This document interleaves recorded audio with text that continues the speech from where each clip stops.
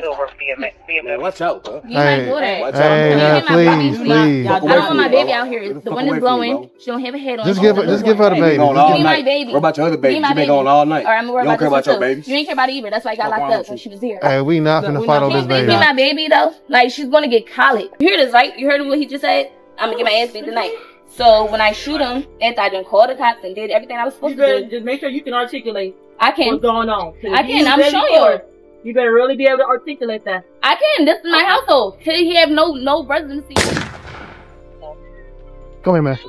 With the left thing first, bro. Oh yeah, Did she shoot you? Yeah, before I die. All right, lay down. Sit down here. Where's it at?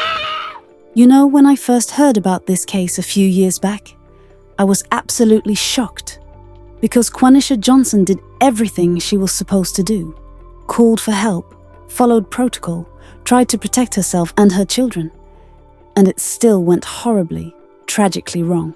Before we get to the argument that escalated into one of them being shot, let me give you the background story.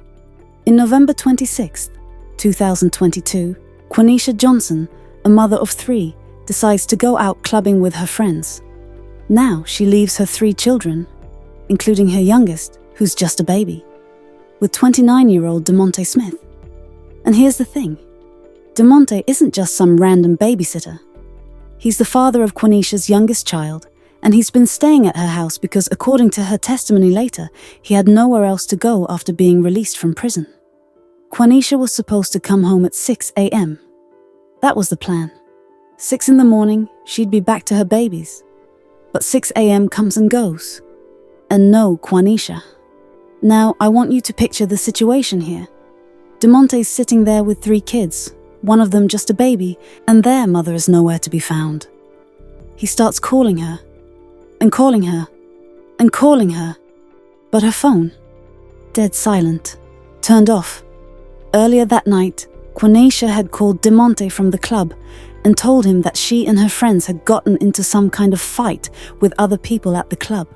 So now DeMonte's worried sick. Is she hurt? Is she in jail? Is she worse? He starts calling Quanisha's family members. They're all worried now. And what do? They start calling local hospitals. They're calling jails. They're searching everywhere for this woman, thinking something terrible has happened to her. Around 9 a.m. on November 27th, that's 15 hours after she was supposed to be home, Quaneesha finally turns her phone back on. And what does she see? A bunch of missed calls and threatening text messages from DeMonte. Now family members set up a conference call. Quanisha's on the line, family's on the line, and they bring DeMonte into the conversation too. And that's when things get real ugly, real fast. According to testimony that would later come out in court, DeMonte was angry, like furious angry, and he made a threat that would change everything. The exact words that came out at trial. When you get home, I'm going to beat your ass on Crip. When someone threatens to beat you on Crip, that's not just words. That's a serious threat. She was terrified. Absolutely terrified to go home to her own house, to her own children. So what does she do? She does exactly what we're always told to do when we're in danger. She calls the police. She asks for a police escort to her own home because she's that scared of what DeMonte might do to her. She tells the officers she was just getting home from work. Not partying, not clubbing like so many reports would later claim. Work. When the DeKalb County police officers arrive to escort Quaneesha home, they're probably thinking this is just another routine domestic dispute call. Boy, were they wrong. You live here? I do. This is my house. Begging on the set. I don't know where he's in that every. He's in the window. He was just waiting on the set though. To do whatever the fuck he felt like he was going to do. My daughters are in here though. He's in there too? Yeah. I'm gonna show you how. Look. Hold on. You heard him at the door? Is he opening the door? I can show you if he's at the door. Quaneesha immediately disclosed something crucial. I got a gun right here. I'm licensed. Okay. So. Does he have any weapons? No. She was a legal gun owner, trying to do everything by the book. The officer made what seemed like a reasonable request at the time. Just for our safety, just put the weapon inside the car for me. Thank you. So she did. She secured her legally owned firearm in her truck, following the officer's instructions. DeKalb County Police!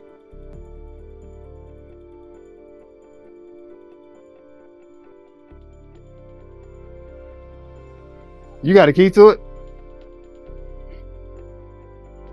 He put his hands on me before. He don't have no weapon. Like the put the hyper on, but he don't have no guns. I stand by to I get another officer out here.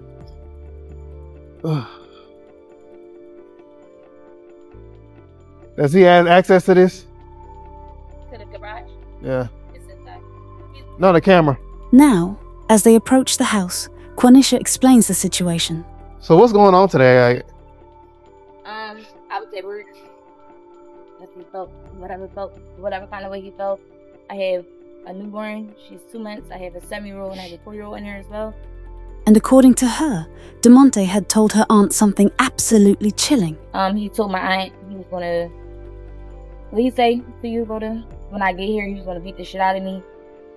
A couple weekends prior to this, my last time going to work, I worked at hours. So my last time coming in here, he took me from the door and slapped me on my face. You reported it?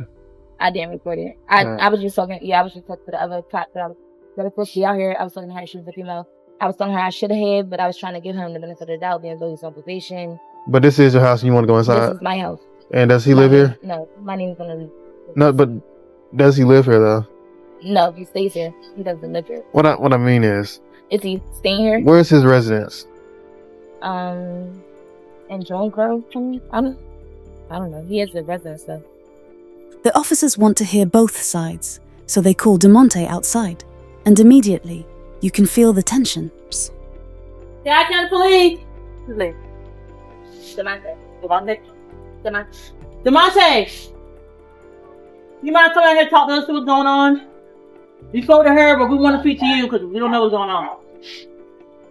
He comes out holding the baby, and right away, there's this back and forth about who actually lives there, who belongs there. Quanisha says her name is on the lease. DeMonte claims he lives there too. But then DeMonte starts talking. And oh my God, the picture he paints is completely different. She got up in the streets. Yeah. She disappeared for 3 hours like I'm mad. So I'm at home watching her kids and my kid. She disappeared for 3 hours. She say anything? Did you say anything that will cause her to call him? What would you do if your girl go to work and then disappear with 3 hours and you at home with her kids and your kid? I'ma snap. I snap. Can you please ask him to put my baby back before she get It's my baby too. She's a newborn. So drunk ass ask him to put her back in the house. Drunk ass No reason. And that's when things get really ugly. He starts making accusations that are just brutal. Drunk gotta ass do that on. if she gets You college. 30, still stripping. I'm 30 and still stripping. You mind? 30 and still broke. You mind she So, will days on top? Well, but it ain't gonna be long. You mind? But how long you gonna be stripping? Stop arguing. Fuck on. One day, correct 49 one day, change this to her. Walk off. Think about what you're doing. Careful. Look, I'm sitting here watching your kids, you with a whole nother nigga. Fat ass nigga. You gonna talk to us? Stop arguing. Because we trying to figure out we here now. Cool, I'm grown ass man. I'm doing what I'm doing. I ain't did nothing wrong. Yeah, it don't matter. She toxic. Nigga. That ain't got nothing to do with me. Talk to her. I got you. But when you saying you snap, what you mean you snap? I snapped. I told her, bitch, stop playing with me. I'm like a goofy. I'm in here watching your kids and my kid, and you somewhere else with another nigga. You got off at 6. Calling niggas. But it didn't go no farther than that. Fuck no. I never came here for it to go. No, She was hold on. scared because she knows she was wrong. Send me on my She was face. scared. She's scared. She knows she's wrong. What's she scared for? Because he put She's his hands on me scared. 2 weeks ago. So yeah, I am Should- scared. I should have she- Put hands on me too a couple times. No, I have blue eyes. Fuck you disappearing all that lying ass thing ass shit. You gonna get mad because I react. The disrespect, the anger, it's all coming out now in front of the police officers. Quanisha fires back, telling him, He don't live here. He don't pay no bills. His name not on the lease. He don't have no mail. There's nothing here that's his. I do got Besides mail. a trash bag full of clothes that he got from DeKalb County jail. He can take that and he can go. and he can put my daughter in the house if she get colic, because I'm gonna have to deal with that. Man, you're not touching my daughter, so shut your fucking mouth. That's they don't touch my daughter. You can put my daughter in the house though. Nah. The officers are watching this toxic relationship unfold right before their eyes. These two people are deliberately pushing each other's buttons, saying the most hurtful things they can think of. And in the middle of it all is that poor 2-month-old baby. But things are about to get so much worse. Because what happens next shows you just how toxic this relationship really was. The argument between Quanisha and DeMonte starts spiraling completely out of control. She's taunting him about being broke, about not even being the baby's real father. Your name not on the birth certificate, so therefore it's not your daughter, it's mine. You ain't got no names on your birth certificate. It is, I do. Let me go get it. Because at this point, it's kidnapping. And then, and this part just breaks my heart, they start fighting over the baby. This innocent 2-month-old is being used as a weapon in their argument. Weird. That shit don't look good on you. Man, watch out, bro. Hey, Watch hey, out. please. I don't want my baby out here. The wind is blowing. She don't have a head on. Just give her the baby. Give me my baby. What about your other baby? She been going all night. Or I'm worried You don't care about your baby. baby. You ain't care about it either. That's why I got locked up when she was here. Hey, we not finna fight over this Give baby. me my baby though. Like she's gonna get colic. Give us a second. We're gonna bring him back. I'm gonna get the birth certificate. He's not on it. At this point, it's not his baby. And if y'all want to do a DNA test to identify that. Nah, this ain't no. We ain't going that far. The officers are watching this unfold, and you can tell they're getting frustrated. The situation is escalating, and these two are just... They're not listening to anything the police are trying to say. Hey. Man, that shit weird, bro. I got that dumb shit. Well, look. I mean, this motherfucker taking three of her kids, bro. Plus my newborn. You get off at 6 a.m. We're gonna talk. Why the fuck you get home at 10:30, laughing and drunk? These bitch ass Atlanta niggas, dog. I ain't got time for this shit, bro. My mindset ain't built like that. I ain't touching. Yeah. I got my daughter, and they ain't did nothing wrong. You do live here, though, right? Yeah, I got mail her and everything. How long you been staying here? It's the same amount of time as she had. We both moved here together. When? In December. Y'all been here since last year, December? Hey, she got mad because she out creeping at night and she couldn't keep up with her lives. And she was scared to come home. You smart, think. She ain't want to come home, so she used the police. All right. I'm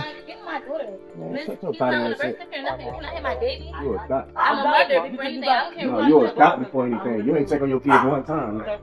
Hey, let's just go inside the house for the baby. You a cop before anything. Here's the thing. We can't. He don't live here. There's nothing in here. I got mail in her. You don't. Where? Listen to what I'm Weird. Listen to what I'm telling you. Listen what I'm telling you. Okay, he's not coming because here. when I originally spoke, you ain't check on your kids all night. He's been staying here since because he got in jail. She a liar. She been lying all night. Hey, let her talk. You said he been staying here since August. So technically, when I told you to let him in, you gave him, you allowed him to stab because he had no rest. You that drunk? But you allowed him. You forgot what you went 3 hours. I want you to look at my daughter's diaper. Auntie Dad's dead. Nah, nigga, I was changing her diaper. Where your other kids? I was changing her diaper. Where your other kids?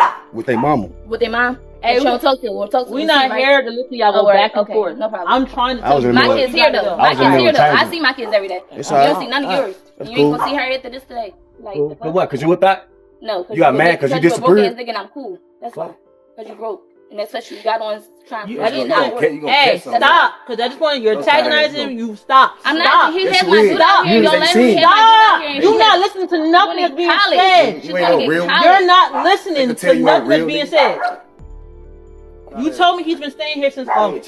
He's staying here since end of August, yes. He got out of the DeKalb County jail. He had nowhere else to go. That means he's been here. I allowed him to come here because I went again, you ain't listening. Alright, you can go there. I'm You gonna disappear for 3 hours and expect me I'm gonna disappear again for 3 more hours tomorrow.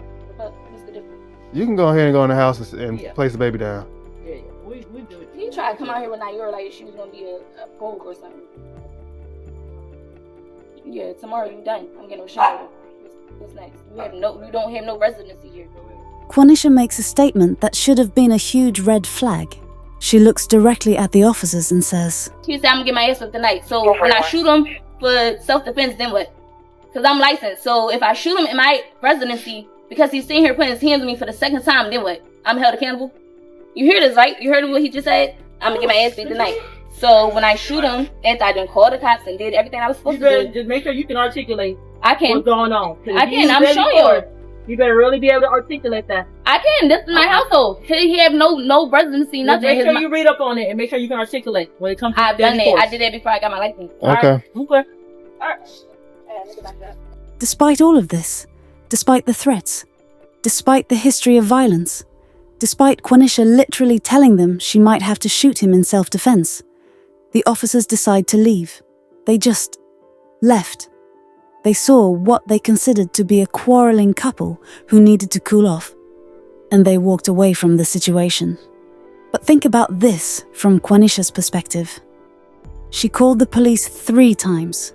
She disarmed herself when they asked. She explained the threats, the previous assault, her fears, and they still left her alone with someone she was terrified of. What happened in the next 4 minutes would become one of the most contested parts of this entire case. According to what came out later, the argument continued inside the house. But here's where the stories completely diverge, and honestly, it's hard to know what really happened because there were no witnesses except for the children. The official version says that Quanisha went to her car and retrieved 2 weapons, a metal tire iron and her gun. Then she came back inside and confronted DeMonte upstairs. The tire iron becomes crucial here because it suggests this wasn't just a simple self-defense shooting. But Quanisha's version, she said she only got those weapons after the situation escalated further, when she felt her life was in immediate danger. Remember, this is a woman who had been assaulted by him before, who had just been threatened in front of police officers. And then, a single gunshot. DeMonte Smith, 30 years old, was shot once in the chest. Come here, man. Hit me with the left thing first, bro. Hurry up, Did she shoot you? Yeah, before I die. All right, lay down. Sit down here. Where is it at? Paramedics rushed him to Emory Hillendale Medical Center, but despite their efforts, he was pronounced dead shortly after arrival. When the officers returned to the scene, they found Quanisha and immediately placed her in handcuffs. The same woman who had called them for protection was now being led to the back of a police van, facing the most serious charges possible: malice murder and felony murder. If convicted, she was looking at life behind bars. As they're taking her away, you can hear her saying goodbye to her children. We're gonna go up to the same building, okay? Give mommy a kiss. Give mommy a kiss. You go with her. Okay? It's okay. Give mommy a kiss. Okay. Make sure you tell them everything. Tell them the truth. You don't lie about nothing. She not. She gonna tell. She a big girl. She got this. Don't cry. Give mommy a kiss. No, you're not gonna cry. I am gonna cry. I know the Okay. You're not gonna be without them. A mother of 3 who did everything she thought she was supposed to do, now facing the possibility of never seeing her children grow up. 9 months later, in August 2023, Quaneesha Johnson finally got her day in court. And let me tell you, what came out during this trial was absolutely mind-blowing. The prosecution called DeMonte's ex-girlfriend as their first witness, and her testimony seemed to paint him as this wonderful person. Phone records confirmed that the rideshare vehicle was already en route when the shooting occurred, suggesting DeMonte had planned to leave the situation entirely. A great person. He always laughing, caring, very oriented, always laughing, joking. He was just a great person. But then she revealed something crucial. DeMonte had asked her to order him an Uber from Quanisha's house that night. Phone records confirmed that rideshare was already en route when the shooting occurred. He was planning to leave the situation entirely. But then the defense dropped a bombshell about who DeMonte really was. This man had an extensive criminal record, including an arrest just 4 months before his death in July 2022. The charges: possession of a firearm during the commission of a felony and possession of marijuana with intent to distribute. Even worse, at the time of that arrest, he had active warrants for stalking and probation violation. This wasn't some innocent victim. This was a man with a documented history of violence and criminal behavior. But the most heartbreaking testimony came from Quanisha's 7-year-old daughter. And this is where things get really complicated. In her initial statement right after the shooting, she told forensic interviewers that she saw her mother hit DeMonte with a pole before shooting him. But months later at trial, her story had completely changed. Now, when your mom came into the house that day, she asked you to call 911? Yes. She gave you her phone? Yes. And did you know that there were police already outside that day? No. Okay. Did she tell you why she wanted you to call 911? Cause he was hitting her. Okay. And was she scared that he was going to hit her? I don't know. Objection, personal knowledge. He asked if her mother was scared. Did she tell you why she wanted you to call 911? Cause he was hitting her. Okay. Your mom went up the stairs? Yes. Okay. When asked about what she saw upstairs, she said, And you saw the man on Dolo, you saw him hit your mom? Yes. Could you see from where you were downstairs, could you see everything that was happening upstairs? Not everything. Okay. Could you see your mom? For a second. Could you see Dolo? Yes. And you said that you heard a gunshot? Yes. Did you actually see a gun? Did you see your mom pull a gun and shoot? I didn't see her pull a gun. Okay. You just heard the gunshot? Yes. Okay. When confronted about her original statement, she said, Do you remember telling an officer, a police officer, and your aunt on the phone, did you tell them that, did you say your mom and Dola went upstairs and mommy hit him with a pole? No, Dola hit him with her pole. Okay. Do you remember telling the police and your aunt? Did you say that? Did you say mommy hit him with a pole? No, Dola hit her with a pole. Okay. And did you ever tell the police? Do you remember telling the police that mommy hit Dola? Yes. You told them that? Okay. Why did you tell them that? Because I thought I needed to. Okay. You thought you needed to? Why did you think that you needed to? I don't know. Okay. The prosecution suggested this 7-year-old had been coached to change her story. A 7-year-old? Can you imagine the pressure this little girl was under? For protection. Crying. For help. And she was left defenseless by police officers who knew better. She was left defenseless against a serial abuser by police officers who knew better. DeMonte's holding his infant child, and she fearlessly approaches DeMonte and tries to grab the kid. And then, not only that, the entire time, y'all get to hear she says things like, that's not even your baby. That's not even your kid. You're not even on the birth certificate. I'm gonna disappear again for 3 hours. What are you gonna do then? For 9 days, these two completely different versions of events battled it out. The prosecution painted Quanisha as calculated and vengeful, saying she deliberately retrieved both weapons because she was angry about DeMonte questioning her parenting and lifestyle.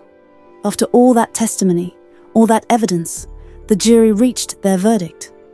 They acquitted Quanisha of malice murder, which means they didn't believe she planned to kill him.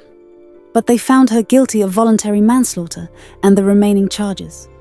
Now here's where Judge Shondiana Morris did something absolutely unprecedented. Instead of the prosecution's requested 25-year sentence, she gave Quanisha a structured 20-year term. 5 years in state prison, followed by 5 years of home confinement, and then 10 years of probation. But the most shocking part? Judge Morris granted Quanisha an appeal bond, something that rarely happens in manslaughter cases. This meant she could stay under house arrest while appealing her conviction instead of going straight to prison. When granting this, Judge Morris specifically cited that Quanisha had called the alarm company, called local law enforcement, Not once, not twice, but 3 times before the fatal confrontation. So here we are today. And honestly, I'm still torn about this case. Did Quanisha do the right thing? I mean, she called police 3 times. She disarmed herself when asked. She warned them about the threats. She did everything we tell domestic violence victims to do. But could this have turned out differently? Absolutely. If the police hadn't left that scene, if they had taken her warnings seriously, if they had arrested DeMonte for the threats he made right in front of them, if they hadn't asked her to disarm herself, this case challenges everything we think we know about self-defense and domestic violence. Because at the end of the day, a woman followed all the rules, asked for help multiple times, and still ended up facing murder charges when the system failed to protect her. What do you think? Did Quaneesha Johnson do what any mother would do to protect herself and her children? Or should she have found another way? Because honestly, after going through all these details, I keep asking myself, what would I have done in her situation? One thing's for sure. This case exposes some serious flaws in how we handle domestic violence calls. And that's a conversation we all need to be having. I hope this story helps you recognize warning signs and encourage you to seek help or offer support before it's too late. I'll see you in the next episode of Crime of Passion. Thank you for watching. And where do you currently reside? In Atlanta, Georgia. And where did you reside before that? 796 Edenman Lane in Atlanta, Georgia. And tell me, Ms. Johnson, what do you do for a living? I work with autistic kids. I'm a behavioral health technician. And what did you do before that? I was working at 8 hours for hookah, doing hookah. Okay. How long have you lived at your current address? Since March of this year. 796 Edenberry address, how long did you live there? A year. Do you remember when you moved into that home? December 1st of 2021. And was that a rental property or a house you owned? It was a rental property. And were you the primary person on the lease? I was. You were the one who signed the lease? I am. And were you the one who paid the rent every month at that property? Yes, I was. Were all the utilities and everything in your name? Yes, they was. Ms. Johnson, you know why you're here today? I do. I want to talk about the incident that brings you here today. I want to take you back to November 26, 27 of 2022, okay? Okay. Do you remember the night, November 26, 2022? I do. Tell us what happened that night. I was home studying for my RBT certificate. I get a phone call from my girlfriend on a 3-way FaceTime call, inviting me to go out for one of their birthdays. I agree to go out. I get up, I prepare to get dressed to go outside. During our conversation, we was getting dressed, whatever. During our conversation, I let DeMonte know where I was going. That was it. I got ready to go. I leave out. We go to one club. Well, let's go back. Okay. Tell us approximately what time it is at night. 11, like 10 or 11. About 11 o'clock at night on November 26th. Correct. Okay. And DeMonte's at the house with you? He was. And what about your kids? They were there as well. And where were they at that point? My 2 daughters were asleep in their room, and my newborn was with DeMonte. Okay. Was the newborn asleep at that point? She was. Was she asleep in the crib? She was. And so you get the call 11 o'clock at night, you get dressed, you let DeMonte know where you're going. What happens after that? I leave to go out. We go to one club. What was the name of the club? Zari. Okay. We're there, just partying. Leave that club around 2, go to the after hour, which is the after hour that I was working at. And what's the name of the place you were working? It's called Taste. Okay. We get there, we're there for about an hour. My girlfriends and another coworker gets into an altercation. I go to the bathroom, I communicate the altercation with DeMonte. We stayed for a little bit longer. They get into the altercation reoccurred. They now about to fight. We leave after hours. Let's go back. About what time is this when you communicate with DeMonte about the altercation? Now this is about 4. Okay. And when you say communicate, was it a text message or a phone call? I called him. I went to the bathroom and called him. And was he up at 4 a.m.? He was. Okay.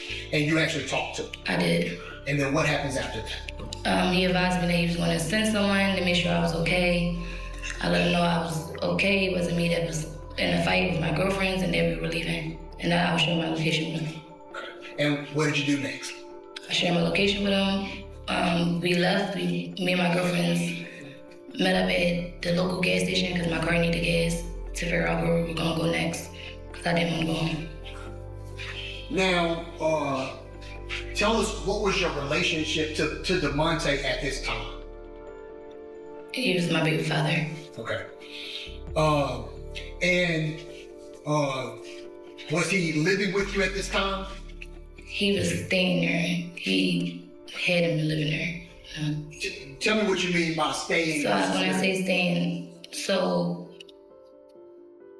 when we get back to when I had my daughter, because that's how it leads up to him staying there. So he was incarcerated. He got incarcerated in August. I got a phone call back in August of his incarceration. I helped him get out or whatever. And when he gets out late September, he expressed that he had nowhere to go. That the house that he was staying to prior to getting incarcerated, he couldn't stay there no more because his friend's mom was tripping, is what he said. I had the baby. I did allow him to come, to be with the baby and stay there since he had nowhere to go. And while you're out that particular night, did you have anything to drink? I did. What did you drink? Casamigos. How much? Probably like 2 or 3 shots. And was it at the first place or the second place? That was at the first place. And did you have anything to drink at the second location? I did. So after you let him know the altercation at the second location, tell him you'll drop the location, where do you go next? What happens next? We go to an hour called Future. Now, is that the spot you worked at? No, I worked at Taste. The Future is a different hour. And about what time is it now?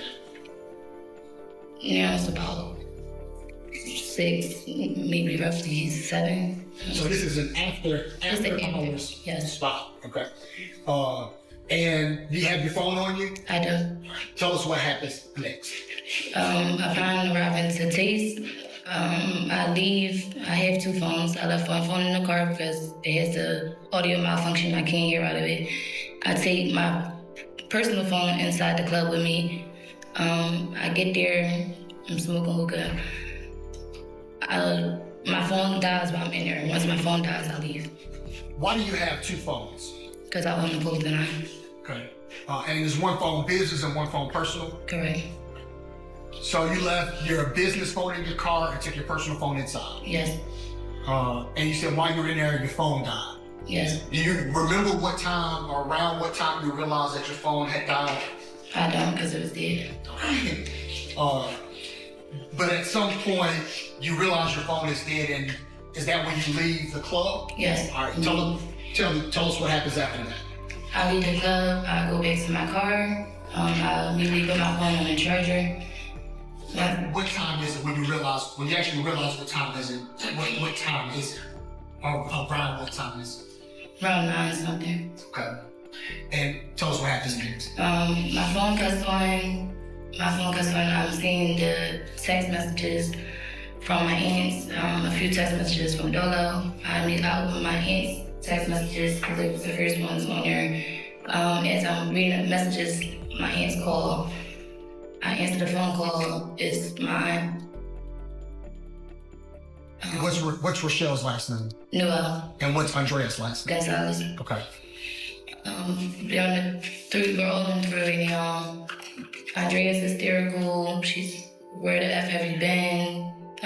Dodo said you was in a fight. I've been calling hospitals, police departments. I reassured them that DeMonte had my location, and I let them know where I was and that everything everything's okay.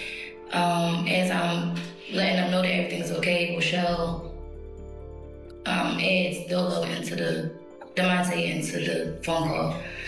So Rochelle, so now it's you on the phone, your aunt Rochelle Newell, your aunt Andrea Gonzalez, and then Rochelle adds DeMonte Smith onto the phone call. Yes. And what happens next? Demonte gets on the phone. He gets on there. Sorry, connect. Where the F you been at? You tripping, you think I'm a lame. I tell him, I said, you know where I've been at, you have my location. He then says, when you get here, I'm gonna beat your A. And he's up. And both your aunts were on the phone. Yes. And this happened while all four of you are on the phone. Yes. And then he hangs up. Yes. Tell us what happens after that. After he hangs up, my aunt is now against their shit. I know he just said it. I tell her, don't worry about it, I'm gonna call the police. I grab my business phone and I immediately call 911. Okay. And what happens next? I call 911, I let them know that I'm en route to my home, that I just received a verbal and the text. At the time I see the text message of him texting me that he was gonna beat my ASS on crib. I did let them know I'm receiving verbal and text messages threats stating that I'm gonna get beaten when I get home by my boyfriend. Well, I told him at the time my boyfriend, and that I was scared to go home and I needed authorities to help me. Now, was there any reason why you took these threats seriously? Yes, because not even 2 weeks ago, he followed through with his threats before. Okay. When you say he followed through with his threats, what do you mean? Around 2 weeks ago, prior to the 26th, I was working at the Taste restaurant at the hour, and he threatened to beat my ASS again. When I came in the house, he was coming down the steps and he then slammed me on my face. Okay. When you say Judge made the witness step down? Yes. I want you to show us what happened prior to that. You can use me. So I'm coming out. I come out here first time. Ms. Johnson, you need to speak up. Okay, I'm sorry. Voice. I'm coming in the house. As I'm coming in the house, I'm thinking like he's hiding behind the door. I looked behind the door. He wasn't behind the door. He was actually coming down the steps. He came. So he's coming down the steps. When I walked in the door, he like this slammed me on my face. And he still has my coat. And he's like this, like he's like saying stuff to me. I start to cry. Once I start crying, he then gets off me. I tell him he has to go. Yeah, you can go back.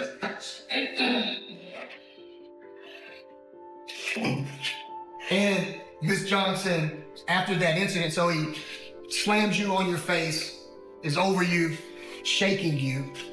And when did he stop? When I began to cry. And did you call police? I did. What did you do next? I asked him to leave. I went upstairs and I contacted his mom, or tried to contact his mom.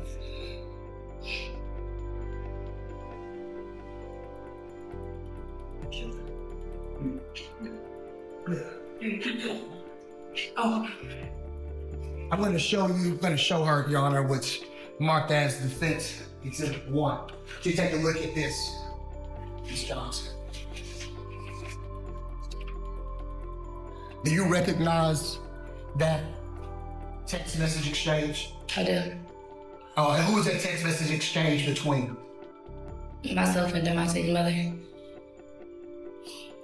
And is that text message the same message you sent Demonte's mother the day that he slammed you on your face? Yes. Has anything been changed or altered about it at all? No. Is it in the same or similar condition as when you sent that text message? Yes. Your Honor, at this time, we will move to admit Defense Exhibit 1, text message between Ms. Johnson and Demonte's mother into evidence. Any objections? Yes, Judge. May we approach?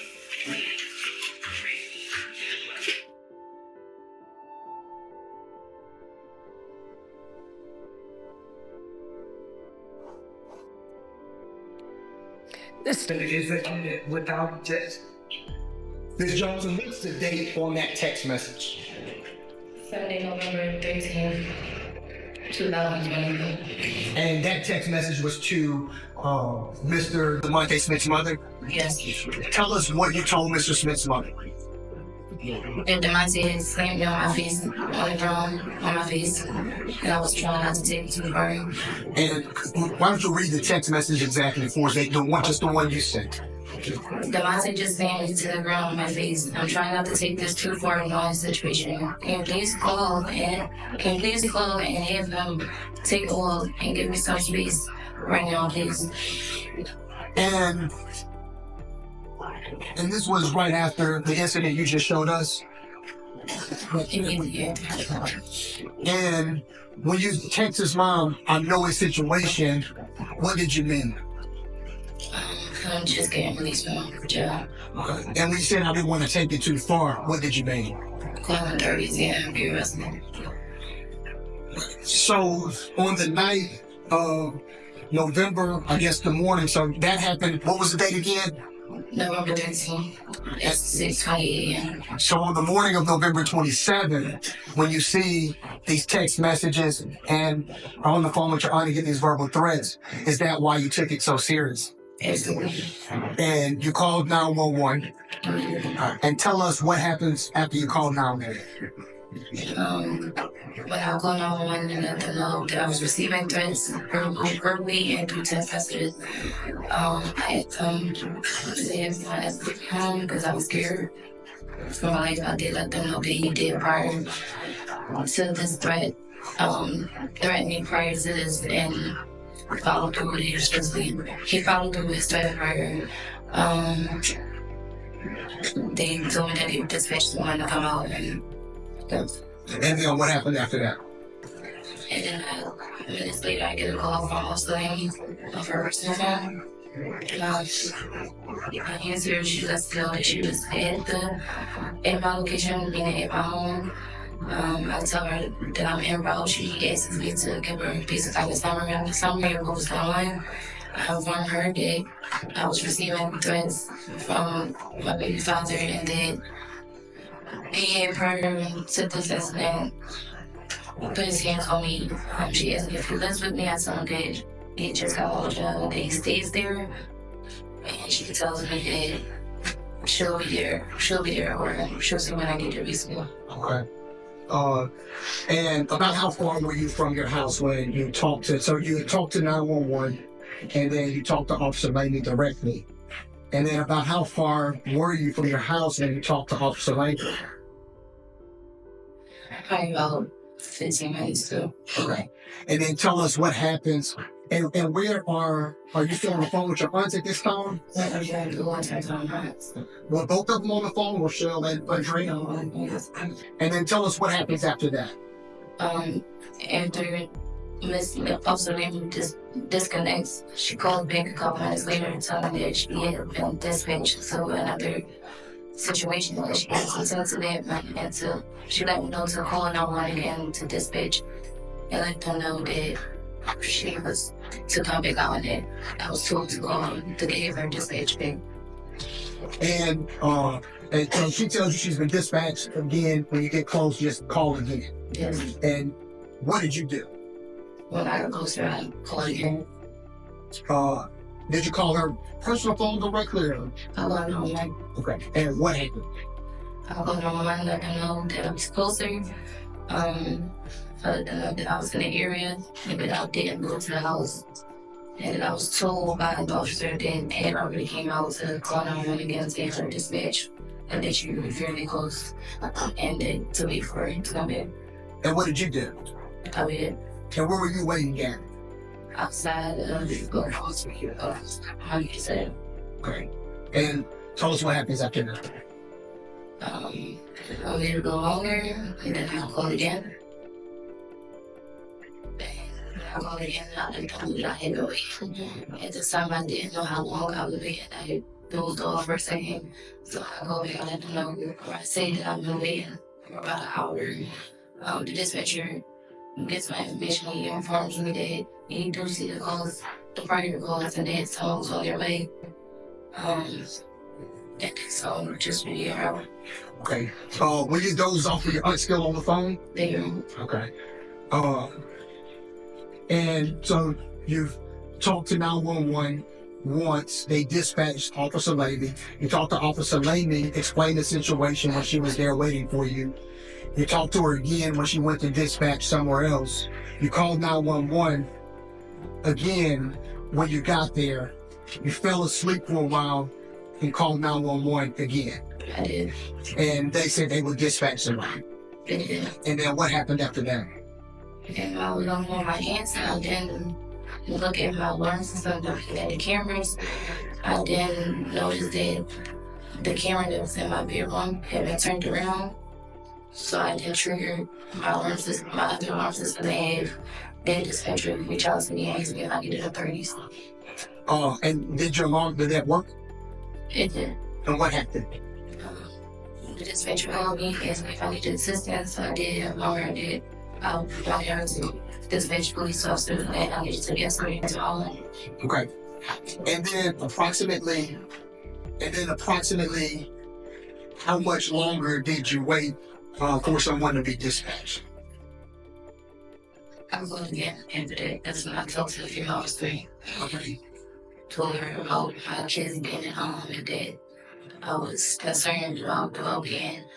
I didn't know what was going on at home and that Devontae was mad and I didn't know if my kids were okay or not. Yeah. Okay. And what happens after that?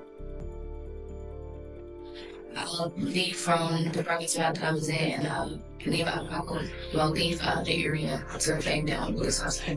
And then you find the police officer flat down? I did. And who was that? Officer Cross was parked. I thanked him down and asked him to get out of bed. Okay. And did he follow you back? He did. And tell us what happens after that. He followed me back. We were by my home. I got out of the car and gets out of his car. He asked me, tell him about the text. I told him I was receiving written text messages. He knocks on the door. He asked me to come out. He doesn't. I didn't know that I have a car. He asked, is there any weapons on? I tell him, no, there isn't. If anything, the suggestion is use a kitchen utensil and my firearm. He asked me to place my firearm in the car. I had to do so. At this point, also Amy is well enough. They asked me to unlock the door and step back. I did so. Can I ask you, Ms. Johnson, why did you wait so long for authorities to escort you or be with you at the house? Because I'm scared now, tell us what happens after that. When you unlock the door, Officer Lamy asked DeMonte to come out. Tell us what happens next. It takes him a while to come out. He did not tell if I'm the morning. Yes, arms. Now, you were showing Officer Lamy surveillance video. It's something to the my door. And then Officer Krause instruct Mr. Smith to give you your daughter so you can take her in the house? He does. And then he followed the officer's instructions? He did. Now, tell us what happens between you and DeMonte while the officers are there. After I asked for him to bring my baby so I could take her in the house, he then goes to say, BICCH, this my baby too. You wasn't worried about her because all night being at that as a man. He just started becoming disrespectful. I can't respond. I'm responding to the disrespect. Telling him that things and I did a birth certificate, I'm saying police by the daughter. I call him a stripper, I call him a rogue.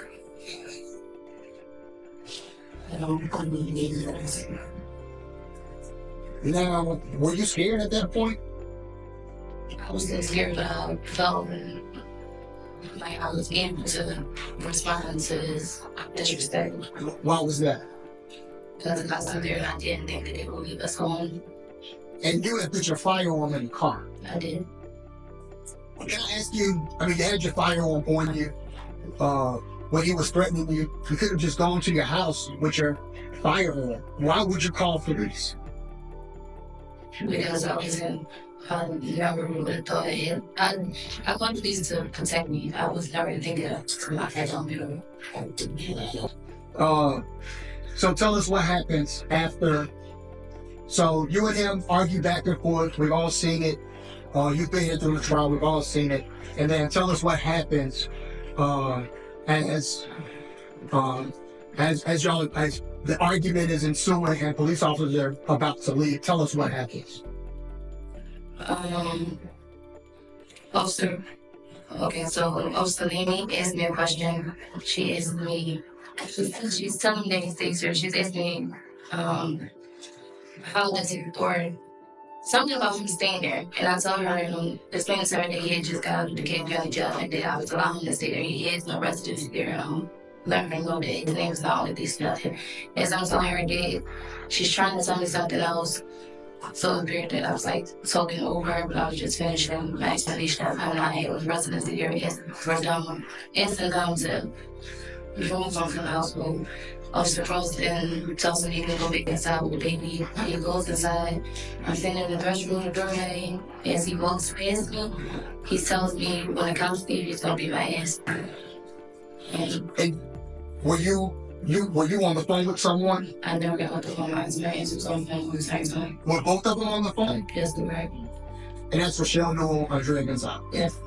And he says when the cops leave, I'm gonna beat your ass. Yes. And do you inform the cops of what he's just said? Yeah. And what do they do? What's their response? I asked him, I said, did y'all just hear him? I repeated what he just said. They didn't say it. I don't believe he said anything. And what happens after that? I asked, continue to speak as of, okay, so what am I to do? And I'm here defending myself. I just say, if I shoot him out of self-defense because he keeps putting his hands on me, then I'm not accountable. And what's the response? Also, then he says, if you do that, just make sure you articulate it.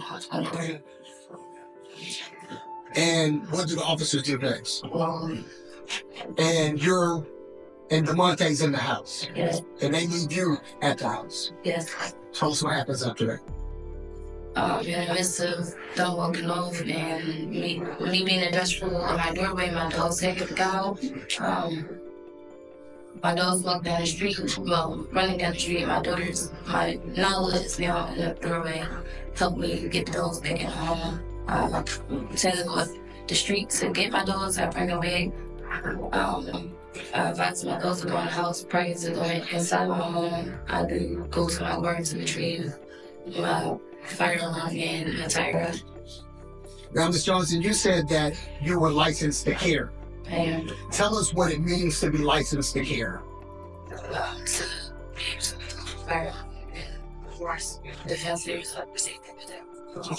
What are requirements you had to go through to obtain a license to care? FBI clearance. Anything else? No, church your days. Church your dog. You don't use a license to carry this issue, so well, be a okay. So you go outside to get your dogs, run outside, you go outside to get your dogs, and while you're outside, you go to your car and you grab your firearm. Where do you put your firearm? In my right pants pocket. And you grab anything else? Tire up. And when you say tire, how big is it? How thick is it? It's not really that thick. It's probably about this thick. Probably about this one. Now, why did you grab your firearm and the tire pump? How else what happens after that? I walked home. My daughter's downstairs. They went to home. And I both them home. I told them when I had to home out of the hand, read the phone. I told them to go to college for the experiment. Why did you give your daughters a phone? So you contacted 911 multiple times. Police have responded. They've been at the scene. You've talked to them. Now you have your daughters calling 911. Why do you have your daughters calling 911? Because the cops didn't hear from me. So I felt like they would hear from a child. And you tell both of them to come here. I did. And what do you do next? I didn't go upstairs to retrieve my 2-month-old baby. That's the youngest baby. You go upstairs to get the 2-month-old. Okay. And you got the tire iron in your hand? I do. All right, and tell us what happens next. I get upstairs. As I get to the top of the stuff, Devontae is coming out of the bedroom. I didn't pick into the hallway. He's coming there. He's telling me, police ASB for calling the cops. He says I'm featured again when the cops leave. I tell him if he hit me, I show him the tire rod. If you hit me, I'm gonna hit you with this. When you step down for us, Ms. Johnson, I just want to be an individual. Let's say I'm you. I got the tie rod in my hand. I'm coming up the stairs and your bedroom is this way, right? I'm sorry. Show me again. So, like I said, The bedroom is right here. Okay. And so you're coming up the stairs. the sense was coming out of the picture. Okay. Now, what was your 2-month-old like? I don't know. I never remember. I was so weird. So let's do it this way so the jury has an idea. So let's say this is the home, right? And so I come up the steps. Okay. He's coming out of the bedroom. I'm waking up. I had to turn around my knees. At this point, he's saying things to you. Please say be when I come to you, you won't be like, son, if you hit me, I'm gonna hit you with the tire rod. Just come at me and say, you would hit me, really, that's what stop playing with because he just said like stretches at me, I go to hit, swing the red rod door, then turn the leg down the same way how she. And you say he charges at you, like yeah. Okay. Right. That's it. What was going through your mind, Ms. Johnson? I know it's difficult to go back to that moment, but tell me what was going through your mind at that moment. He was going to get me. And why did you feel that you had to defend yourself? I couldn't be him. I mean, I knew he was gonna hurt me. I had to call the cops, the left. I knew he was mad about that. I knew he was mad about me and how he said he was gonna beat me. He's done it before. I just will lose my head. And he lunged at you. He did. And at that moment, you just pulled your gun out. I did. One shot. Yes, sir. And you've heard the recording that you say, bond. Tell us what was going through your mind. At that point, I can't say honestly. I just know I tried and it was just like, I don't know. Like, I just know that I did defend myself.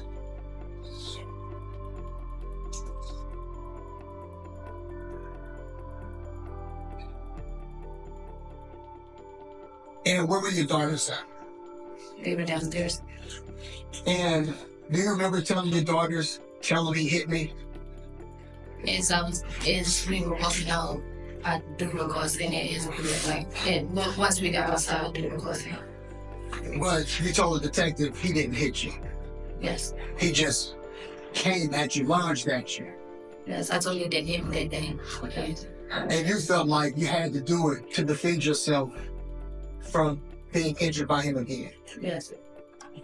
And did you go down and give the police a statement? I did. Did you fully cooperate? I did. Did you tell them what had happened?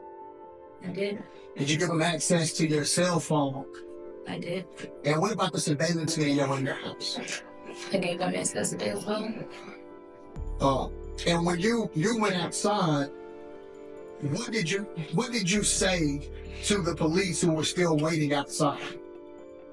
And I told them he was going to do it. And what happened after that? I was handcuffed. So you didn't have your phone or anything on you at that point? I did. Did you ever go back to that location? I did. Did anybody in your family ever go back to that location? They went to retrieve some of my items from my daughters because my daughters was transporting to Philadelphia. Once they got there, my house was flooded. My cameras was ripped out of the wall. Everything was damaged. My roof was caved in. So it wasn't that noise out.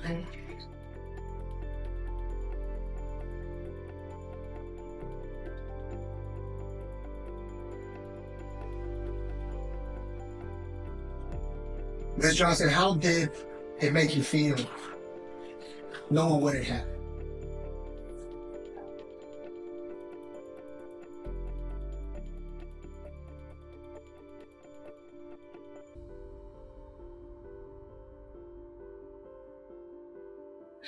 It still made me feel the same way.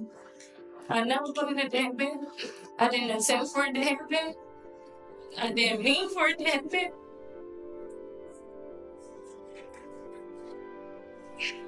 But in that moment, you felt like you had to defend yourself. I did. No further questions, Aaron. So now we heard Ms. Johnson tell the jury on what happened. Let's listen to the victim mother talk about her son. Ms. Campbell, can you also raise your right hand? Do you swear or affirm that the testimony you shall give to the court is the truth, the whole truth, and nothing but the truth? I do. Can you please state your name and spell it for the court reporter? Bernetta, B-E-R-N as in Nancy, E-T-T-A. Latoria, L-A-T-O-R-I-A. Campbell, C-A-M-P-B-E-L-L. You can proceed. I had a lot of things I wanted to say to you, Quanisha. I sat in the airport wondering what I was going to put on this paper, and I realized that I can't read off a piece of paper. Your lawyer did a good job. He painted DeMonte as a monster. He beat everyone. But yet you had him in the house with you and your children over and over again. I know who my son was. He was sweet and loving. You know it. DeMonte was... I'm sorry. So, we know that DeMonte was sweet and kind. He was a father of 3, since it was stated that he wasn't the father of this new child. He had 3 children, a 12-year-old, an 8-year-old, and a 6-year-old that walks around with his paper and his picture and tries to show everyone that we meet on the street on who his father was. He's so happy and proud of him, but yet he would never know who he is. Who was he to you? He loved your children. He loved you. I heard the comments that you had made to him. I heard comments that was over and over again how he wasn't nothing. He was broke. You don't have this and you're not that. I remember him calling me. It was your birthday. And he was so sad that he didn't have any money in his pocket to do something for you. I cashed out him $100. He said, "Thank you, Mama." He said, "I love this girl. She a hustler. She grinds." He said, and everything on her body was real. I laughed. I said, "Boy, focus on what's important. Focus on how you are being treated by that person." But it was nothing I could say to him. He was head over heels in love with Quaneesha Johnson. I remember when I first met Quanisha, my son called. He was at the Quick Trip. I came in town to bury my aunt. I was turnaround trip. I told him I had to go back. I had no time to hang with him, to chop it up, as he say. I had to get back on the road because I had work the next day. But he said, "Mama, you gotta meet her. You gotta meet her." And I heard through the phone,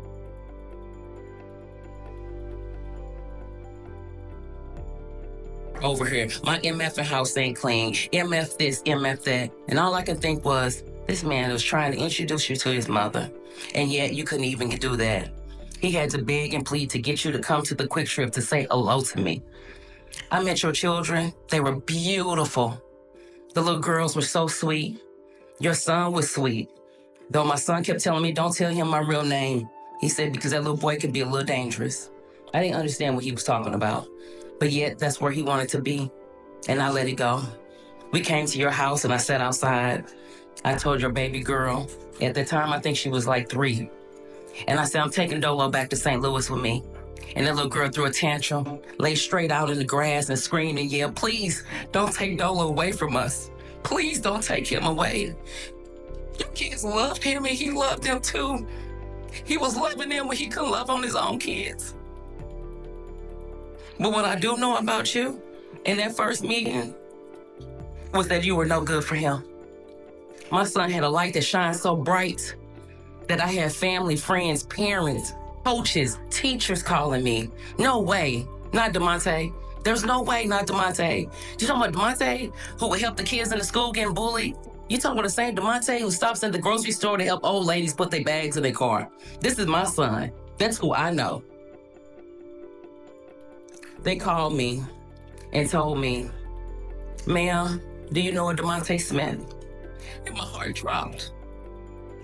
I had to describe my son to this woman. I'm sorry, to this man.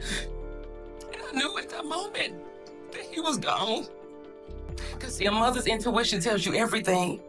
That Sunday, 2 o'clock, I fell to my knees in the middle of the store with pains, and I didn't understand why. Because my son wasn't here anymore. All night I tossed and turned. I had no idea what was wrong. And I got to work, and the medical examiner called, and I couldn't get it together. I blacked out. And then the detective called me, and my first words was, where is she? They said, who? Where is the woman that killed my son? Because I knew it was you. A darkness dwelled inside of you. And not only did I tell the examiner and the detective that, my family knew. See, remember our last conversation was Thanksgiving. And DeMonte, this is the son I know. That smile so bright, that's what I knew. That day he called me on Thanksgiving and we FaceTime and we had so much fun. He got to see my sister that he hadn't seen since 2016. He got to see his his cousin, standing 6'4". He was so proud of him. Told him he was coming down to see him playing in the next football game. But little did we know, in 3 days, he wouldn't be here. But I remember, because I know you do too, you wanted to go to Florida, take a trip. My son was on bond, not for putting his hands on no woman. He did something silly. Didn't pull over for the police. And I told my son, why aren't we taking penitentiary chances for a weekend getaway? Because see, to me, when you love somebody, you're thinking about their well-being too. And I'll never forget, he was smiling at me on the phone, and then he looked at you. His shoulders dropped, his smile left, his eyes got low, and I looked at my sister, and I said, my son is not safe. He is not safe in that house. You made him a monster. You made it seem like my son was beating children, when you know doggone well that boy was dangerous, and all he wanted to do was protect you. But you weren't gonna tell that story. You weren't gonna tell it all, but I'm telling it today because I want everyone to know, since it's being televised and for the whole world to see my pain, then they need to know who he was. I empathize with you.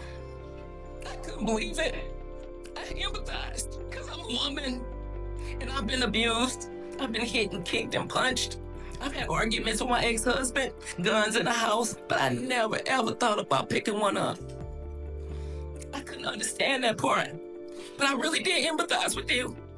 I said, maybe she don't deserve all that time. He did make a threat, and I can't ignore that. But what I couldn't ignore is you slapping me in my face, posting your woman, kissing on her. My son hadn't been gone for 8 weeks. That's what you did. But on this stand, you want to cry. But you weren't doing it then. Throwing lavish parties, making your flyers so you could perform on the pole. You didn't care about my son. Not one time.